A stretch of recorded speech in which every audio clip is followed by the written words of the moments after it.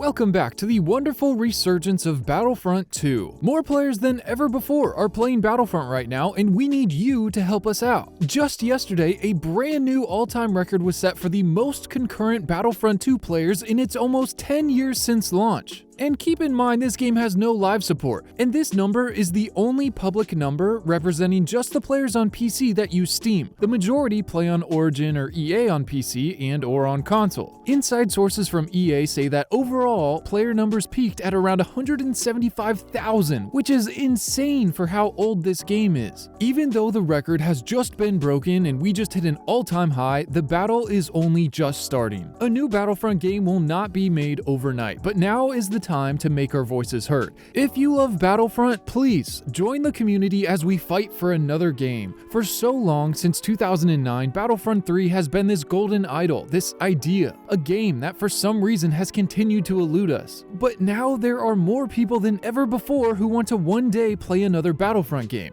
If so many want it, why has no game studio started working on it? TikTok has completely been taken over. Every Star Wars post anywhere on the app, you go in the comments, it's nothing but "We want Battlefront 3" comments. Thanks to another great season of Andor, Star Wars Celebration, all the new movies and shows being announced, the new Star Wars Fortnite content, all the May the 4th Star Wars game sales. May is always a crazy month for Star Wars, but this May has been completely taken over by Battlefront. And this is so exciting to see the community resurge and collectively agree that we want another Star Wars Battlefront game. And that means that we're going to play the current Star Wars Battlefront game until we hopefully show enough interest and support to win over a game development studio into taking a chance on making a new Battlefront. Even one of the actors from Andor has publicly started calling out for Battlefront 3. There's no way that Disney, DICE, EA, other gaming studios in general haven't heard us and seen our efforts. And the good thing is, we're only just getting started. I, and I'm sure many others, are ready and waiting to play the long game here.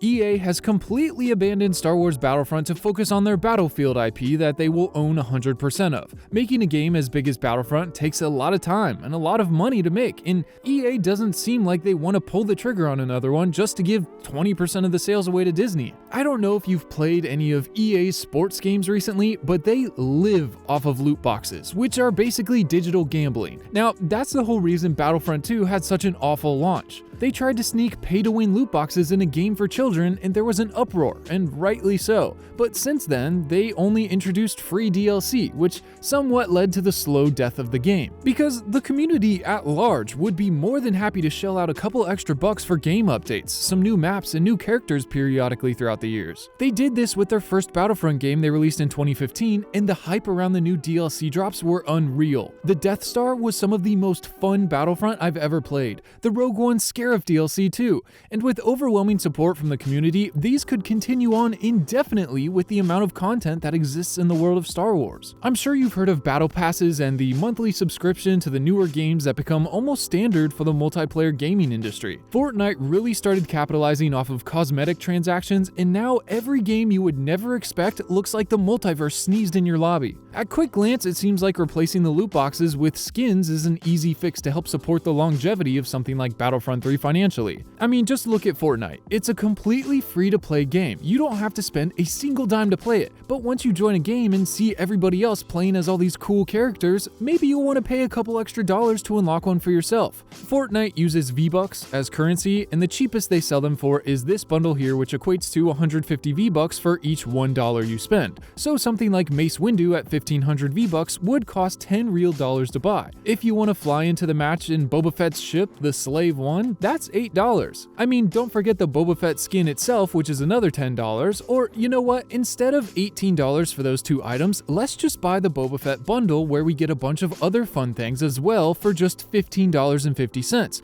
Oh, and of course we also have to get the Darth Jar Jar, which looks like you have to actually earn 1.2 million XP before you're allowed to buy him? And we can't not buy the Clone Troopers. So we just spent $46 and they make tons of new skins each month. Next thing you know, Fortnite is making multiple billions of dollars each year. Insane. But the problem with this is you can't just copy and paste this directly to Battlefront. Originally, I thought this was the solution, and while it's not as easy as doing exactly what Fortnite is doing, I do think it's possible to tweak it to make it work. Because if you don't, it will end up becoming something else. Battlefront will not be Battlefront. Look at Call of Duty. What used to be the absolute best Modern Warfare boots on the ground realistic experience is now a cringe fest with players running around as Nicki Minaj, and now you can play as a big duck head or maybe this rat guy here. Oh yeah, don't forget they just added Seth Rogen. And there's so many more random, unrelated skins that don't fit the vibe, and the OG community has been very vocal about how much they hate this. But you know what? It's too late. They already got a taste of that Fortnite cosmetics money, and they're not going to stop no matter how much the community complains.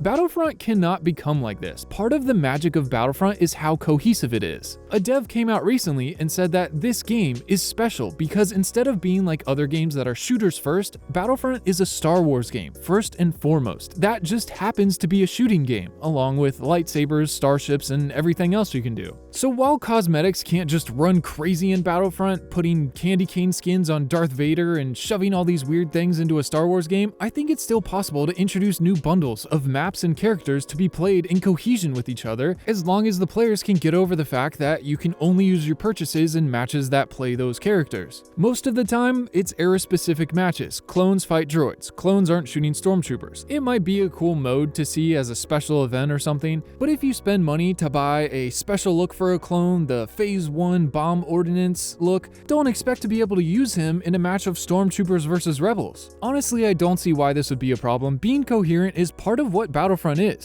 Don't get me wrong, everyone wants a heroes versus villains free-for-all, but when you get Fortnite silly and put Sabrina Carpenter in your game, or with Call of Duty, you add the boys into your game, Battlefront can't be like that. It's going to lose some of the magic that Battlefront has. That's why it's different from all these other games. With the first Battlefront game, EA released 4 paid DLC. Base game was $60, launched with a decent number of maps. They added a Jakku map for free, and then they released the Outer Rim, Death Star, Scarif, and Bespin DLCs that were $15 each and included new maps, new playable characters, new weapons, new star cards, and new game modes. And let me tell you, for $15, it was well worth it. Of course, it would be more expensive today, or in 3 to 4 years when realistically a new Battlefront game would launch. Base game would most likely be $80, and each DLC would probably be $30 to $40 depending on how much content is bundled together. But with the sheer amount of content available in the Star Wars universe, this is a gold mine. As long as you have a dedicated team with enough time to produce new content for the game, it could become so vast. Look at the current state of things. Star Wars fans are hungry for another Battlefront game. So much so that in the absence of more Battlefront, fans have taken it into their own hands with modding. Players will make their own skins for characters that never made it into the game and swap out the existing character models with whoever they want. And people have added every possible Star Wars character into the game you could imagine. From Jango Fett to Kit Fisto to Slave Leia, Qui-Gon is in the game, Aayla Secure is now in the game, Cal Kestis, Starkiller, Cad Bane, Hera Syndulla. The sky is the limit.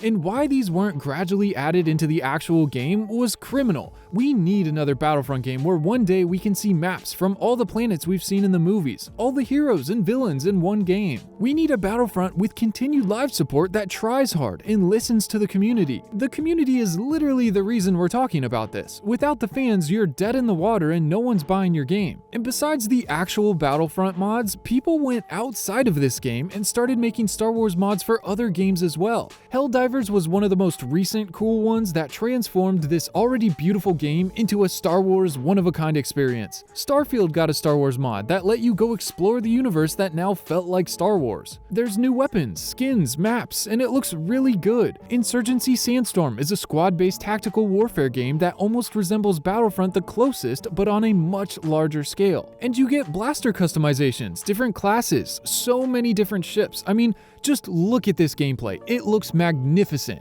It really looks like Battlefront 3. And even Call of Duty eventually got a Star Wars mod. They turned Modern Warfare into Galactic Warfare. And you know what? It looks great, especially for how long ago it was made. Instead of standard soldiers, you're stormtroopers and rebels, and you swap out modern weapons for a trusty blaster and detonators. I want to play each and every one of these mods. Each looks like a completely new Star Wars game, and there's so many of these. I think another Battlefront game is inevitable, as long as we never stop asking for it. I'm worried EA won't bother making making another one, even though the devs have said that they would love to come back together and work on the game more. It seems like EA is putting all their eggs in their Battlefield basket. Not only are they combining all their studios to work on this next one, but also they'll keep all the money they make from it. I think restrictions with the loot boxes and paying Disney a percentage is scaring them away from it, which means that if EA doesn't step up, another gaming studio might have to do it and take a shot at making Battlefront. I feel like it would be nice to see the same team take on another Battlefront because they already have so many years of experience working on it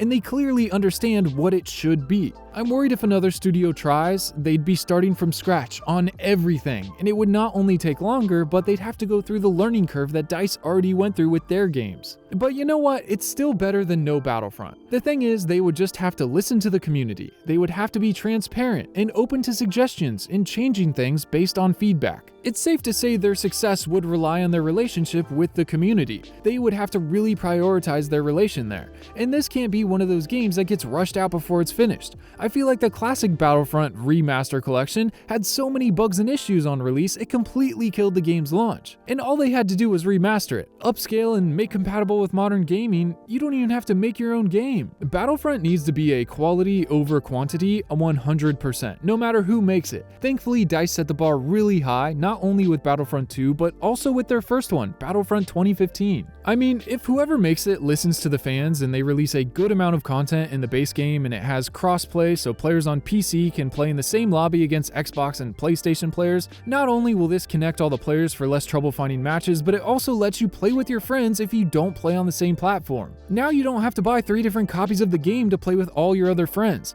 And space to ground combat. I feel like this is a must-have for Battlefront, but for how daunting of a task this is, I would rather them just focus on making everything else good first. But don't get me wrong, space to ground combat would be a massive match that would need to feel connected, and not like it's 2 separate maps being played at the same time. You would need to be able to attack the ground from space, and attack the spaceships from the ground, or something similar that would affect the other. And because of how much bigger of a battle it might require bots to help fill all the space so it doesn't feel empty. This is just such another huge task, but the fans want it so badly. If they could test a bunch of different ways to pull this off and figure out the best possible, most fun way to do it, it could literally make the game. It could be bigger than Battlefront and pull in a player base from other games, offering something completely different and bigger than normal. But as we start on this long, exciting journey, the most important thing to remember is that this will not happen overnight. 3 years from now, we are still going to want another Battlefront game. So let's never stop talking about it until it happens. Let's convince the gaming industry that Battlefront is worth taking a chance on. This is a long-term game. Don't ever stop. Get on and play the game. Comment on all Star Wars content you see. Keep making memes. Be in the community. Tell me in the comments what you want to see the most in a new Battlefront game. I'm curious. I can't help but feel like this is one of the biggest things Star Wars fans want, because it's completely separate from the movies and shows. It doesn't even need its own story to succeed. We just want a solid Star Wars game to play that gives us that magical feeling we had playing OG Battlefront back in the day. We want to play online with our friends now, with all the old Star Wars characters and with all the new ones. And if no one thinks that making a new Battlefront game is worth it, then it becomes up to us to speak up and make our voices heard, to convince the industry that it is worth taking a chance on. So never stop. Be louder than ever and join the community as we fight for what we want. Thank you so much for watching the video. Tell me in the comments when you first played Battlefront, and remember that the Force will be with us always.